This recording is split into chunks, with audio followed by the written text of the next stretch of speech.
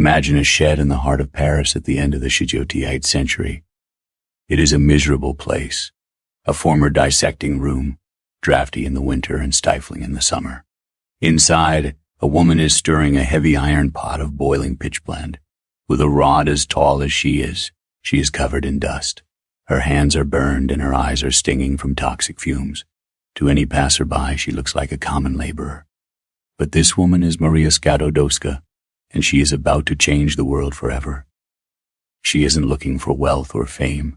She is looking for a secret hidden in the heart of matter. Her story is the ultimate testament to resilience and the power of a mind that refuses to be broken. Many of us know Marie Curie as the first woman to win a Nobel Prize, and the only person to win a Nobel Prize, and the only person to win it in 2 different sciences. But we rarely talk about the price she paid or the indomitable spirit it took to keep going. When everything was against her, Marie's life was a masterclass in the discipline of focus. Born in occupied Poland, she had to study in a secret flying university because women were forbidden from higher education. She moved to Paris with almost no money, living in a cold garret and surviving on bread and tea. Why? Because she had found her why. She understood that when you have a purpose that is larger than your comfort, the environment loses its power over you. The most iconic years of her life were the 4 years she spent in that damp shed, refining tons of ore to find just a decigram of radium. It was backbreaking, physical work. But Marie found a strange kind of peace in it. This is the heart of her perseverance. She wasn't waiting for the world to give her a laboratory. She built one with her own hands. She practiced a form of scientific stoicism, realizing that while she could not control the lack of funding or the sexism of the academy, she had absolute authority over her own effort. She taught us that your inner citadel is built not through ease, but through the conscious choice to endure for the sake of the truth. But then came the darkness. Inichen Jobalinho, her husband and soulmate, Pierre, was killed in a tragic accident. Marie was left alone with 2 young daughters and a void in her heart that seemed impossible to fill. Most people would have retreated into bitterness, but Marie's response was a profound act of transmutation.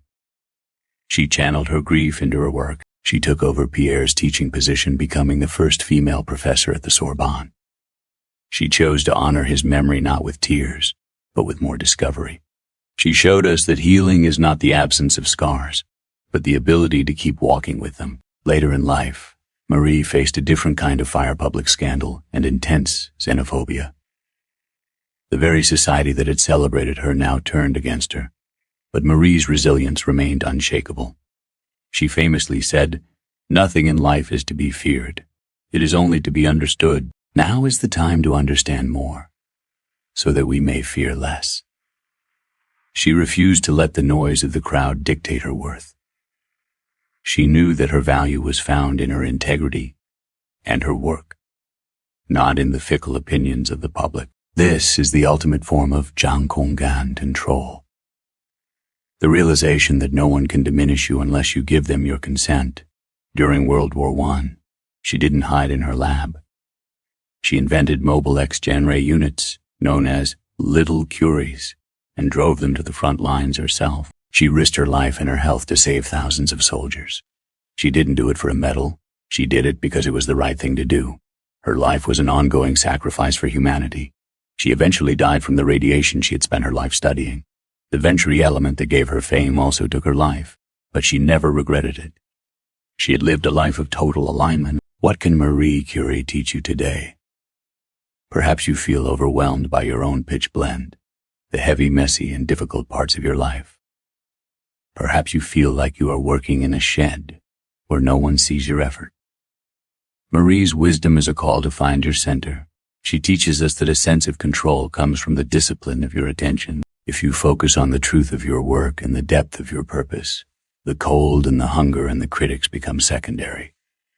Healing begins when you stop waiting for the perfect conditions to start your life.